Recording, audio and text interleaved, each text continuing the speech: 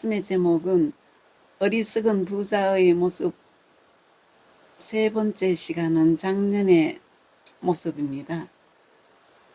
어리석은 부자의 얘기를 내용으로 영의 생각을 전개해 보려고 합니다.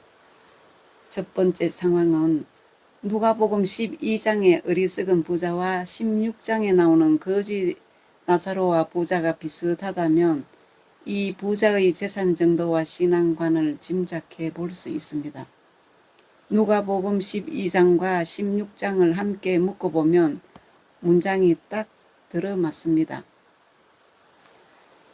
본문 말씀 보겠습니다. 누가복음 12장 13절에서 21절 보겠습니다. 무리 중에 한 사람이 이르되 선생님, 내 형을 명하여 유산을 나와 나누게 하소서 하니 이르시되 이 사람아, 누가 나를 너희의 재판장이나 물건 나누는 자로 세웠느냐 하시고 그들에게 이르시되 삼가 모든 탐심을 물리치라. 사람의 생명이 그 소유에 넉넉한 데 있지 아니하니라 하시고 또 비유로 그들에게 말하여 이르시되 한 부자가 그 밭에 소출이 풍성하매 심중에 생각하여 이르되 내가 곡식 쌓아둘 곳이 없으니 어찌할까 하고 또 이르되 내가 이렇게 하리라. 내 곡간을 헐고 더 크게 짓고 내 모든 곡식과 물건을 거기 쌓아두리라. 또 내가 내 영혼에게 이르되 영혼아, 여러 해 쓸 물건을 많이 쌓아두었으니 평안히 쉬고 먹고 마시고 즐거워하자 하리라 하되 하나님은 이르시되 어리석은 자여 오늘 밤에 내 영혼을 도로 찾으리니 그러면 네가 준비한 것이 누구의 것이 되겠느냐 하셨으니 자기를 위하여 재물을 쌓아두고 하나님께 대하여 부여하지 못한 자가 이와 같으니라 하셨습니다. 이 작년의 모습도 마귀가 재물을 가지고 부자의 영의 눈을 흐리게 만들고 미혹해 버리기 때문에 청년 부자와 같은 길을 선택하게 됩니다. 그 육의 생각은 먹고 마시자, 수명시간, 건강시간, 그런 시간들은 자기만을 위해 사용합니다. 부자가 하나님께서 주신 지혜를 가지고 원함과 계획을 바꾸면 부자의 영혼을 거두지 않으시지만 부자가 고집대로 육체의 명령을 하고 마귀의 말에 순종한다면 모든 것을 빼앗겠다는 것입니다. 마귀의 명령대로 순종하겠다는 것이 죄이고 원함대로 마귀의 명령을 순종하려고 세운 계획도 죄가 됩니다. 하나님은 부자의 원함과 계획을 수정하도록 영에게 정보를 제공하셨습니다. 그러나 부자는 원함과 계획을 바꾸지 못했습니다. 성경의 한 예를 보겠습니다. 모세는 하나님의 명령을 알고 40세에 영의 원함을 가지고 행동에 옮겼지만 실패하고 말았습니다. 40세에 모세가 가진 원함이 잘못된 것은 아니었습니다. 모세의 실패는 하나님께서 주신 지혜의 계획이 아닌 자신의 영의 삶의 경험과 방법으로 세운 계획들로 곧 마귀의 계획인 혈기, 살인, 조급함을 사용했기 때문입니다. 사도행전 7장 23절에서 25절 보겠습니다. 나이가 40이 되매 그 형제 이스라엘 자손들을 돌볼 생각이 나더니 한 사람이 원통한 일 당함을 보고 보호하여 압제받는 자를 위하여 원수를 갚아 애굽 사람을 쳐 죽이니라. 그는 그의 형제들이 하나님께서 자기의 손을 통하여 구원해 주시는 것을 깨달으리라 생각하였으나 그들이 깨닫지 못하였더라.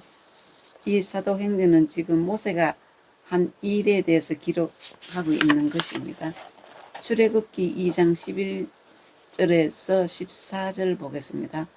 모세가 장성한 후에 한 번은 자기 형제들에게 나가서 그들이 고되게 노동하는 것을 보더니 어떤 애굽 사람 한 사람이 한 히브리 사람 곧 자기 형제를 치는 것을 본지라. 좌우를 살펴본 사람이 없음을 보고 그 애굽 사람을 쳐 죽여 모래 속에 감추니라. 이튿날 다시 나가니 두 히브리 사람이 서로 싸우는지라.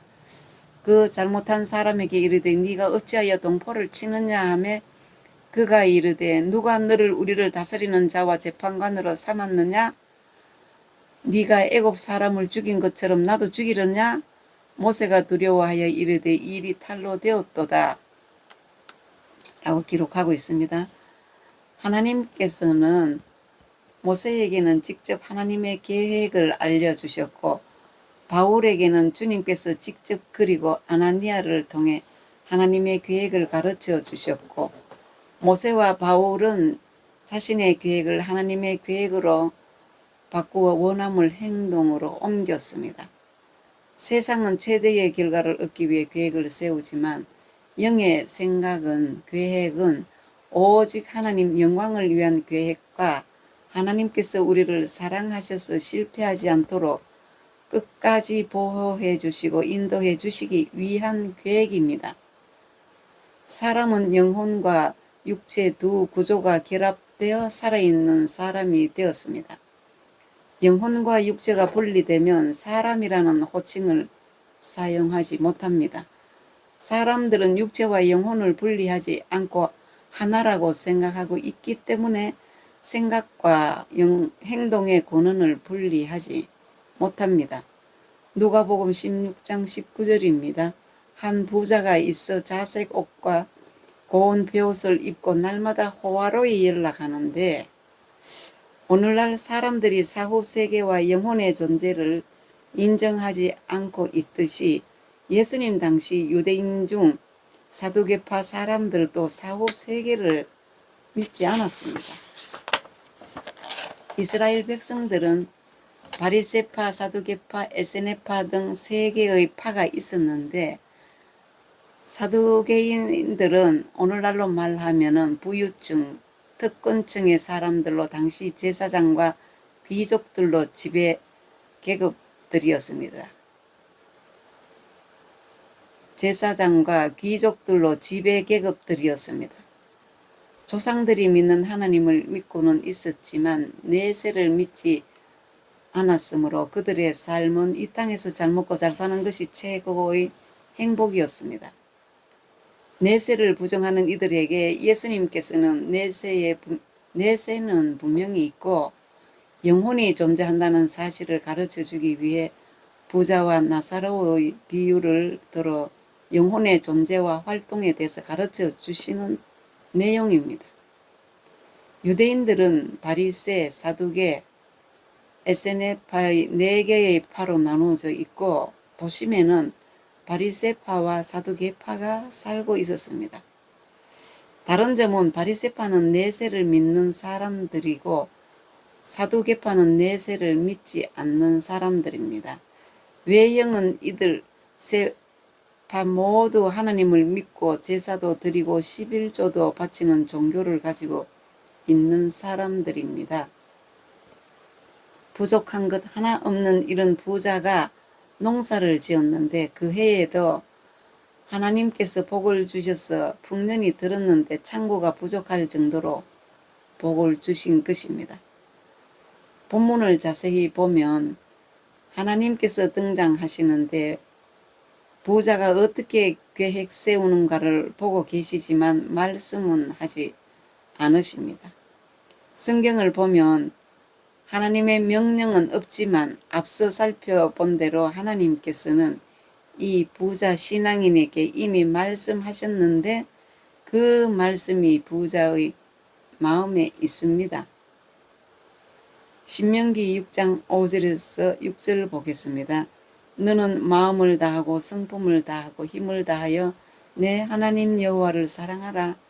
오늘날 내가 네게 명하는 이 말씀을 너는 마음에 새기고 하셨습니다. 하나님께서 부자의 마음에 새겨두신 말씀의 내용은 위로 하나님을 사랑하고 아래로는 이웃을 사랑하라는 말씀입니다. 마태복음 22장 37절에서 40절 보겠습니다.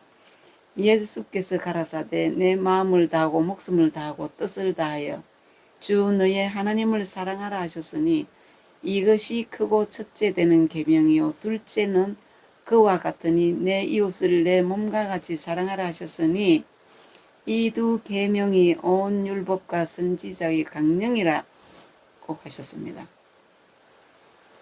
하나님의 말씀은 살아있는 말씀으로 부자의 마음에 있고 이 명령은 간접 명령입니다. 하나님께서는 부자의 영에게 선택과 권리의 자유의지를 주셨고 부를 주시면서 스스로 하나님의 명령에 순종하기를 바라셨습니다. 그러나 부자의 손에 부가 쥐어지는 순간 또 하나의 정보가 들어옵니다. 마귀가 부자의 영의 귀에 이렇게 말합니다. 재물을 많이 모았으니 마음껏 쾌락을 누려봐라 입니다. 세상에서는 이런 모습을 상황이라 하지만 영의 세계에서는 주인의 명령이 직간접적으로 부자에게 떨어지는 것으로 이제 부자는 정보를 수집하여 가장 좋은 선택과 행동을 해야 합니다. 그래서 두 번째는 영의 선택과 원함입니다. 오늘은 여기까지 말씀드리고 다음 시간에 이어서 말씀 이어가겠습니다.